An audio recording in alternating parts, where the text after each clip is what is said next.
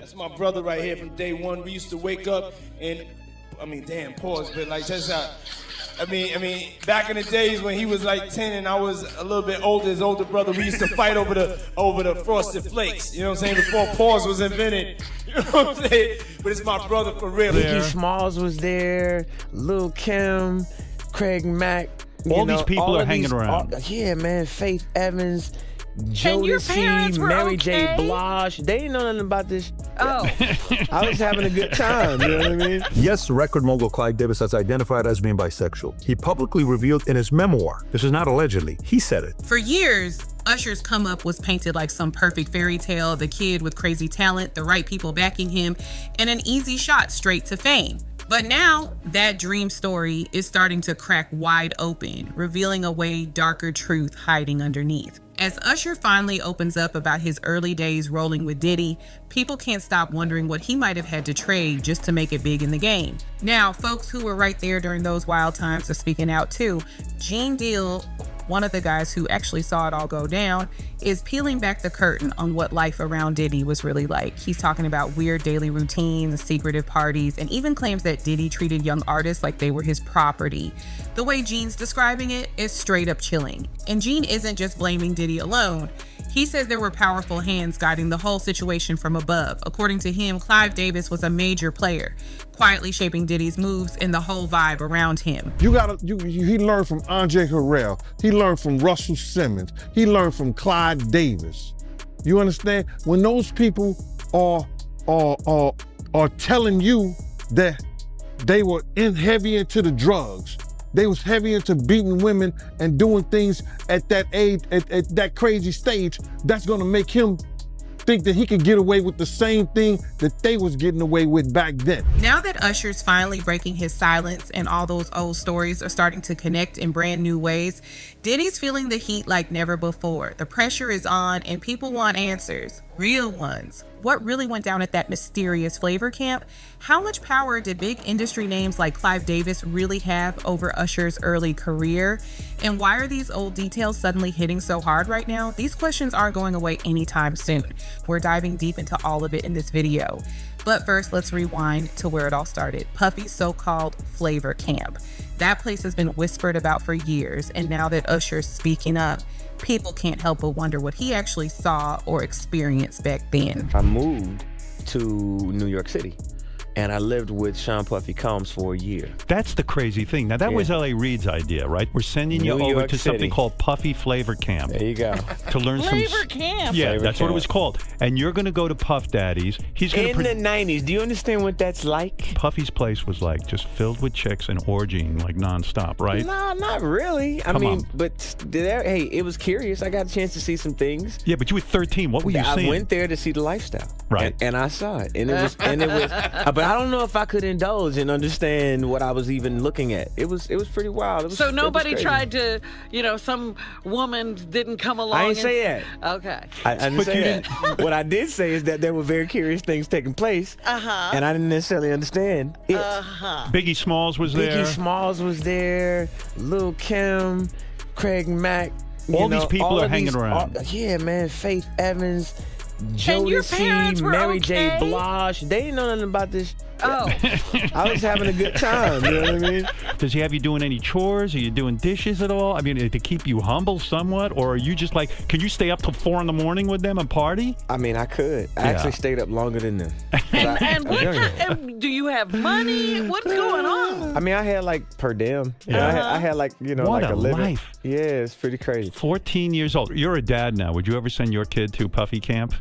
Hell no. When Usher was just 13, everything in his world flipped overnight. Diddy stepped in, became his legal guardian, and took full control of his early career, even producing his first album. That's a huge move for a kid barely in his teens. While most kids that age were stressing over homework or hanging with friends, Usher was thrown straight into an adult world.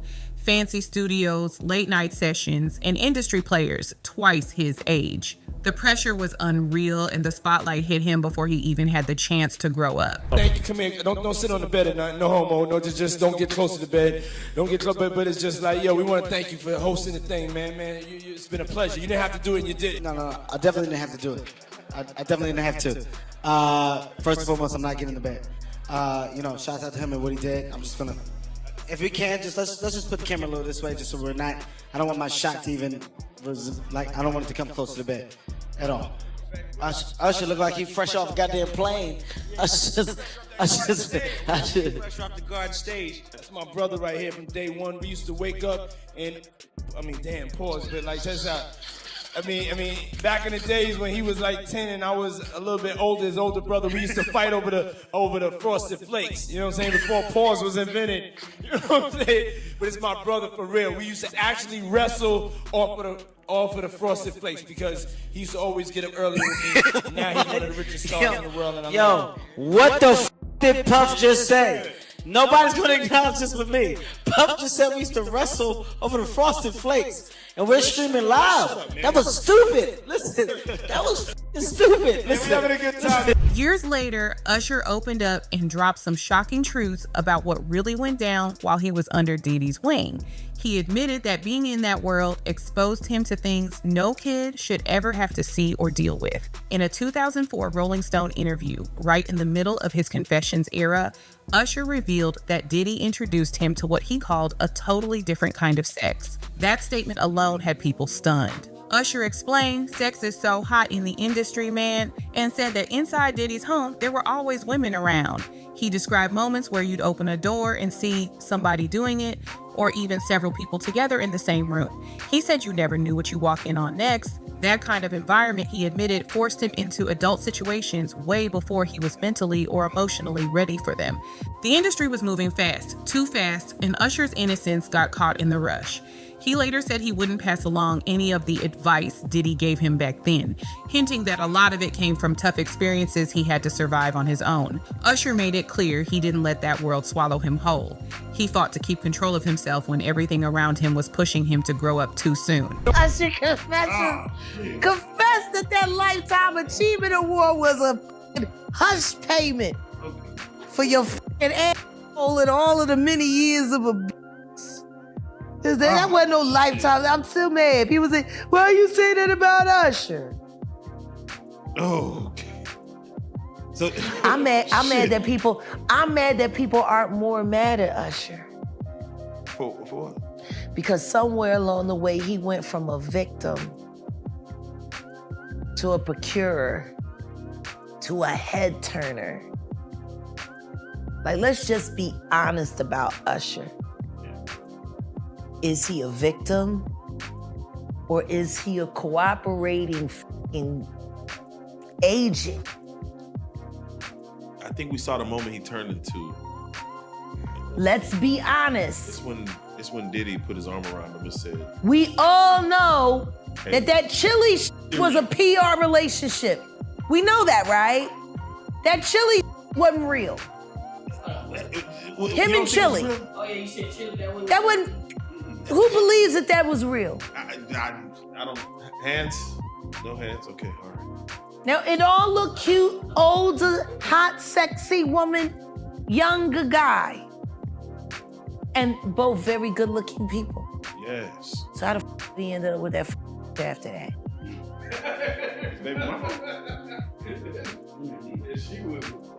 Let's be clear. He was still a young man. Let's be clear. He was still a young man and he was Usher. So if there was vanity involved, how the f*** we go from Chili to that? And don't say it's true love. Still, surviving something like that doesn't mean walking away without scars. Growing up in that kind of world can twist how a person sees trust, power, love, and control. It changes everything. It can push someone to grow up way too fast, forcing maturity before they're even ready for it. And that kind of pressure leaves emotional marks that might not show up until years later. That's why fans went wild in 2024 when Usher suddenly wiped his entire social media clean. Every post gone. Even though people close to him later tried to explain it away, the timing had everyone raising eyebrows. Was he just starting fresh or was he trying to cover something up?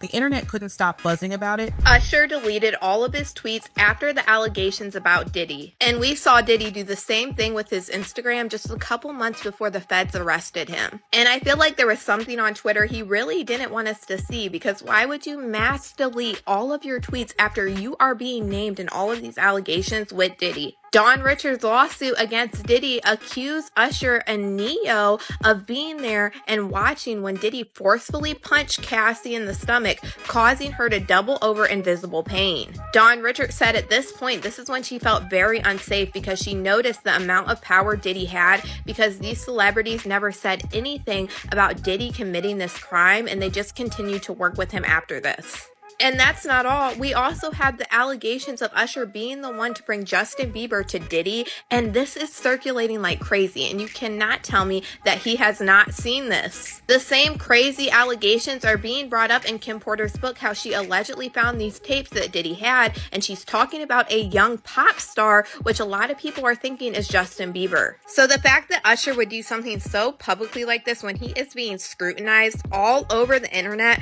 really makes me think that there was something deep down that we were not supposed to see. And some people are thinking because of this that Usher might be the celebrity that's going to testify against Diddy. And I honestly don't know, but that really doesn't make sense to me why Usher would mass delete all of his tweets if he's being brought in as a witness against Diddy. And after all of these allegations about Usher being spread like wildfire all over, the fact that he would mass delete these tweets because he's a witness really doesn't make sense to me. It's more like you were mass deleting stuff because you didn't want people to start digging and find. Gene Deal laid it out plain. Usher wasn't just surrounded by one powerful figure, he was surrounded by a whole circle of grown adults in the music game who all knew exactly how young he was.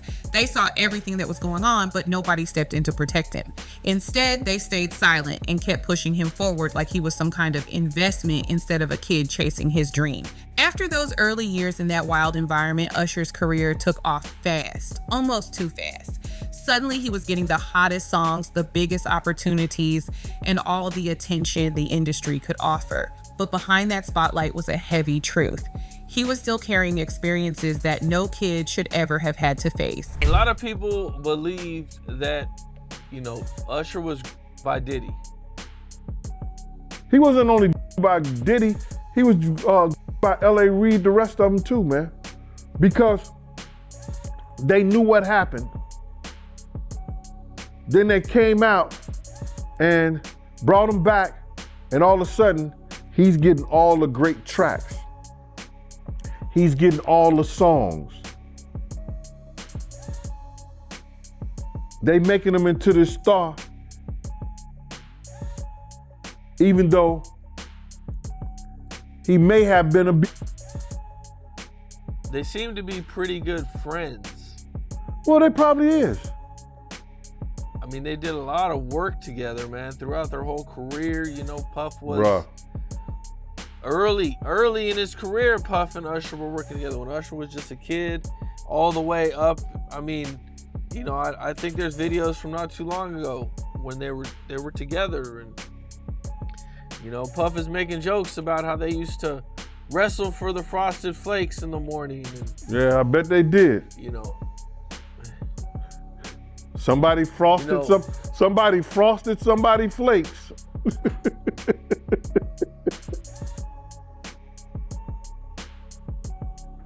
Without the milk.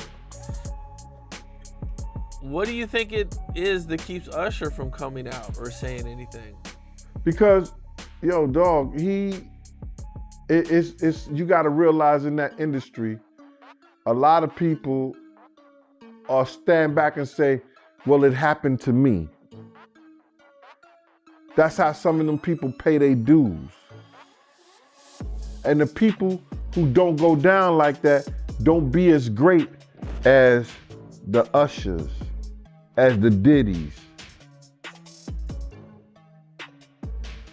It's a way of passage to certain people in the entertainment business. From the outside, it looked like Usher was living the dream. Hit records, fame, and money pouring in, but inside, it had to be pure chaos. Gene Deal broke down why someone like Usher might never speak up about what really happened. In that industry, people are trained to believe that pain and pressure are just part of the process. It's like a rule. If you make it, you're told to keep your mouth shut. If you don't, you just disappear and no one remembers your name.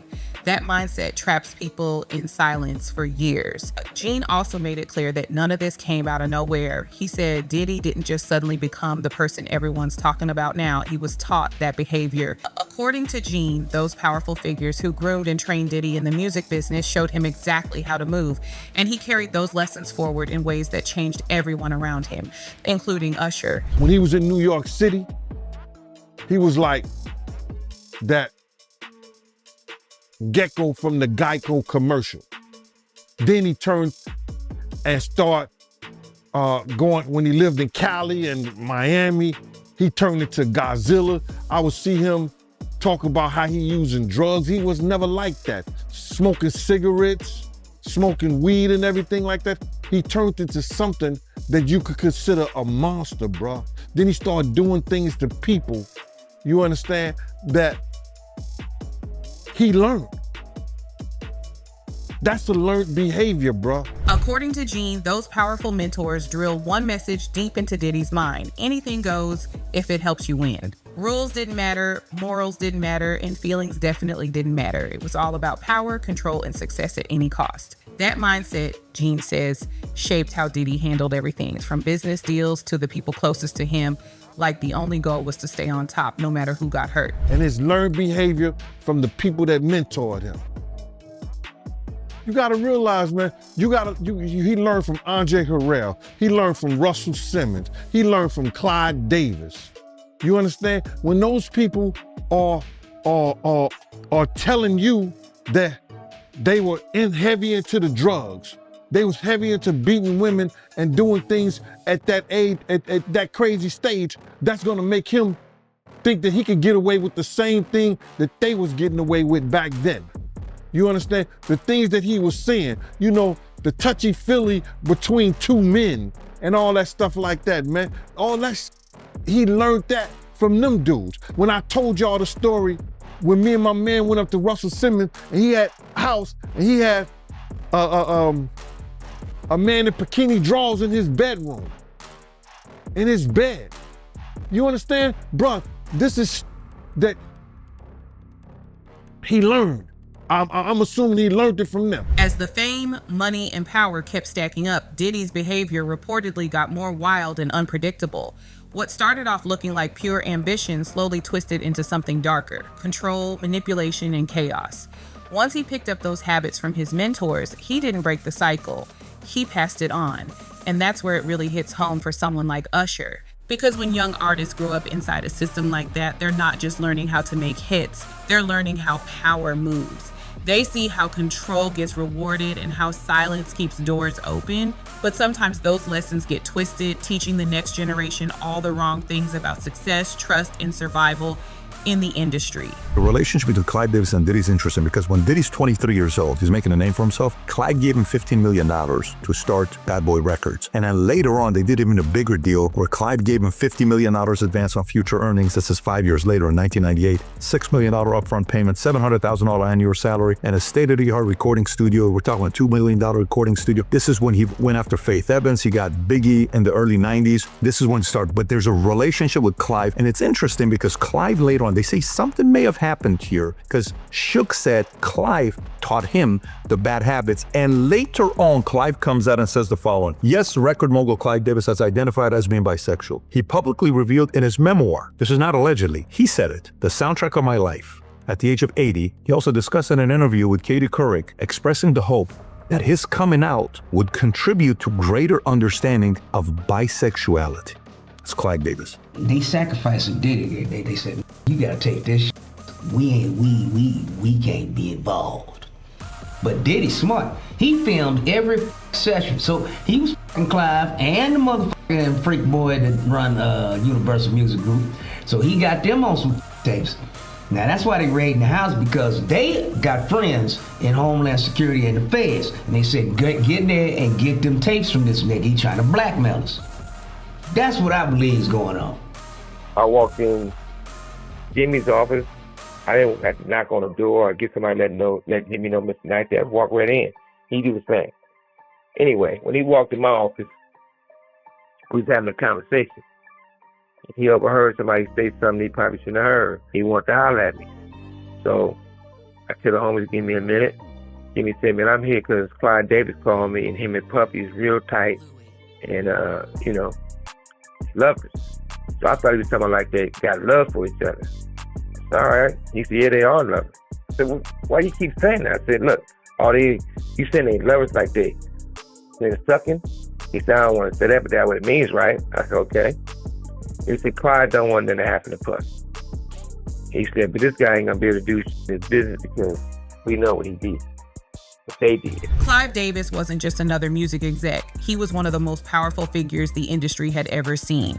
This man worked with legends, and his influence could either launch your career into the stratosphere or shut it down overnight. When a young Diddy was still trying to break his way in, Clive was already running the game. According to people close to the situation, Clive gave him a shot, backed his ideas with serious money, and helped him build what would become Bad Boy Records. But Clive didn't just teach Diddy about making hits, he schooled him on how power really works. He showed him that control could take you further than character ever would, and that people could be treated like stepping stones on the climb to the top. Those lessons stuck deep, shaping how Diddy moved for years to come. And when someone grows up under that kind of mindset, they don't just forget it, they pass it down to everyone they influence next. They just know he got the budget. He go to LA, he talk to Clive, he come back with the bread.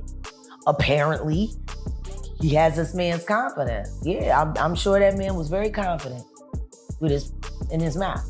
You know what I'm saying? Clive is a whole freak. You think Clive put him on to all I know. Clive, that's what he do.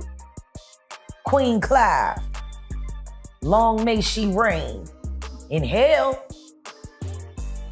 When 50 Cent... Don't nobody want to talk about why R. Kelly's bus was parked in Clive Davis's driveway, why his tour bus was parked in Clive Davis's driveway at the house where the shit went down between Chris and Rihanna. Don't nobody want to talk about why it was filled with video girls who were being trafficked. And he was never questioned by Me Too. Why ain't nobody from Me Too saying anything? They had so much to say about Harvey Weinstein, who's now all his charges is being dropped. So much for their investigation.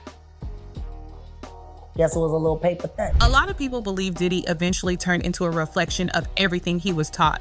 When you grow up being shown that success can excuse bad behavior, it's easy to start thinking the rules just don't apply to you anymore. That kind of mindset doesn't stay contained. It spreads, especially to the younger artists who look up to you and think that's how the game is supposed to work. Over the years, so many people tied to that world have faced dark struggles. Some vanished from the spotlight completely, others were silenced, and a few met tragic ends. It painted a chilling picture of how deep the damage went. According to Gene Deal, Diddy didn't just absorb what he learned from Clive, he allegedly turned around and used those same tactics on the people closest to him, including rising stars like Usher.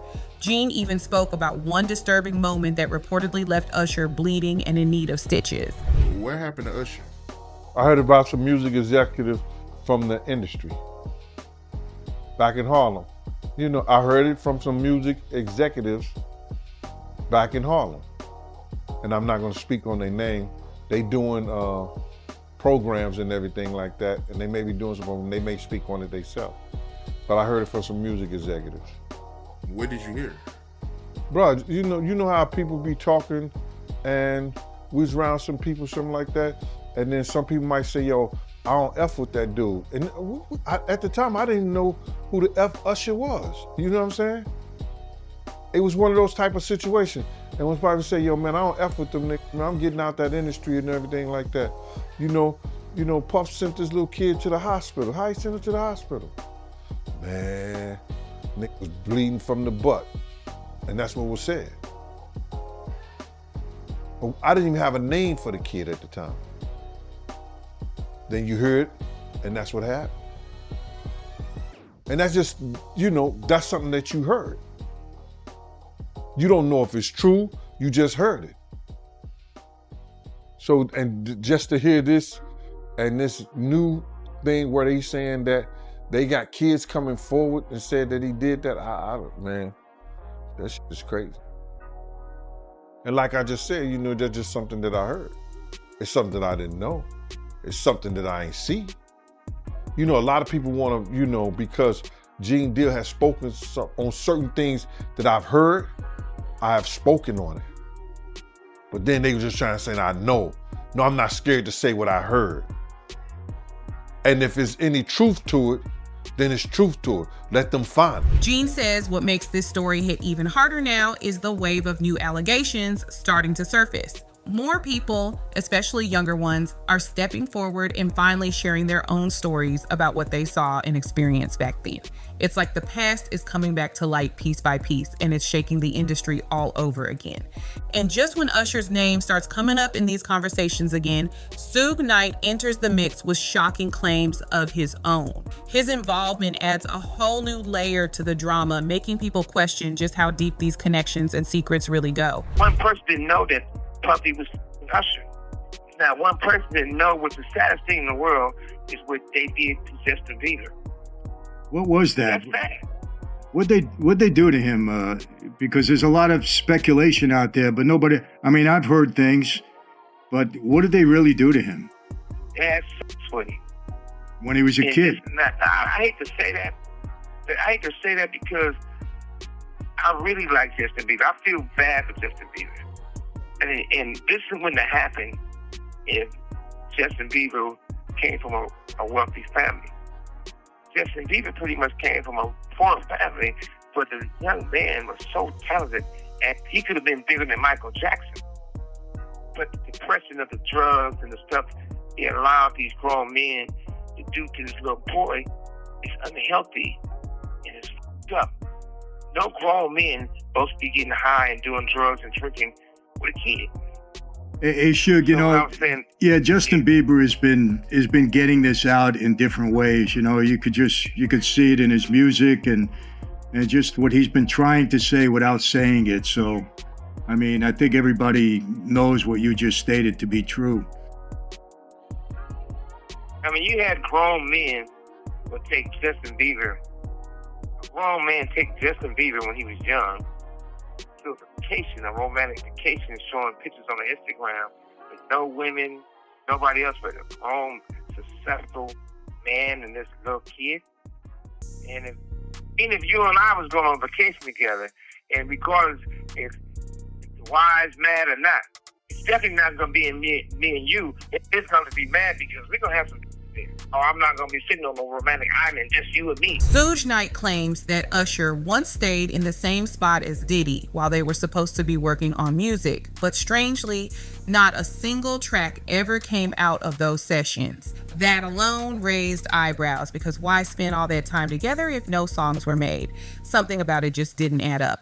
Then, years later, when Usher had already grown older and his career was soaring, Sugo says he crossed paths with him again and immediately felt like something was off. The energy, the vibe, the way Usher carried himself, it all hinted that whatever went down back then had left its mark. On top of that, when I met Usher, I came on one time, I'm speaking to the guy because he got good songs, just out of respect. Like young black man. This dude rolled his eyes at me. And so there was somebody came over and kept saying, Suge, you know, don't have one of your guys do nothing to him. He a good young man, but him and Puffy got a thing. He had a thing. He said, he gave me a look like, you know. And I thought about it. The way he rolled his eyes at me, it wasn't like somebody homie rolled it. It was like I beat up somebody's man. Like I beat his, you know, he the bitch. Like somebody to roll their eyes, like you beat my boyfriend up. I ain't speaking to you. Really? It's one of those, right? Yeah, for sure. And the crazy thing about it is like Leslie, his mother, and everybody else said the same thing. Well, it was wrong, but if we go and get Puffy in trouble behind that, Usher wouldn't be Usher. He'd be known as the guy who got beat by Puffy, and they didn't want that. They wanted the money. People believe that staying silent was the only way for Usher to protect his career, even if it came at a heavy personal cost. But over time, that silence seemed to shape how he moved with the next wave of young artists, including Justin Bieber. Some say the same system that molded Usher might have influenced how he handled others who came after him. According to Jaguar Wright, Usher allegedly sent Bieber to Diddy after spending time under his mentorship, basically keeping the same cycle alive that once trapped him. In her own words, she claimed that Diddy turned Usher into a predator, and that behavior didn't stop there. It spread. The idea that the same painful lessons Usher learned could have been passed down to someone else made the whole story even more disturbing. Well, look at Usher. They don't see that. They're not seeing the victim. They're not seeing that boy that got rushed to the hospital. They're not seeing what the intentions was in his heart when he took Justin Bieber there. Oh. Let's be honest. He took Justin Bieber there. Diddy had been trying to get to Bieber for a minute. And his management was backing him off. But it wasn't until Usher took over management and had guardianship and gave temporary guardianship to the diddler for 48 hours. Think about that. He had already been to the hospital. That situation that Gene was talking about. And you still took Bieber there, but you got custody of him first. Diddy had already tried. They wouldn't let him. Actually, someone made reference to the fact that Diddy trying to get at Bieber the way he was trying to get at Bieber was looking a little predatory. And then Usher came in and discovered it and managed him and got custody of him and promised to look after him. And then he sent him to the diddler. Does that sound like a good guy? It's horrible. It's horrible. Does that sound like a good guy? Now that we know what Diddy's really like. What kind of fucking asshole do you gotta be to take another boy, another talented boy, and put him in your place so it ain't gotta be you no more? So what do you think? Does Usher deserve a second chance after everything that's come to light? If he finally steps forward and exposes the truth about Diddy and Clive, would that change how you see him? Drop your thoughts in the comments. We want to hear what you really think. And don't forget to hit that like, subscribe, and share button to keep this conversation going. Your support helps uncover the stories the industry doesn't want out there. Thanks for watching, and we'll catch you in the next one.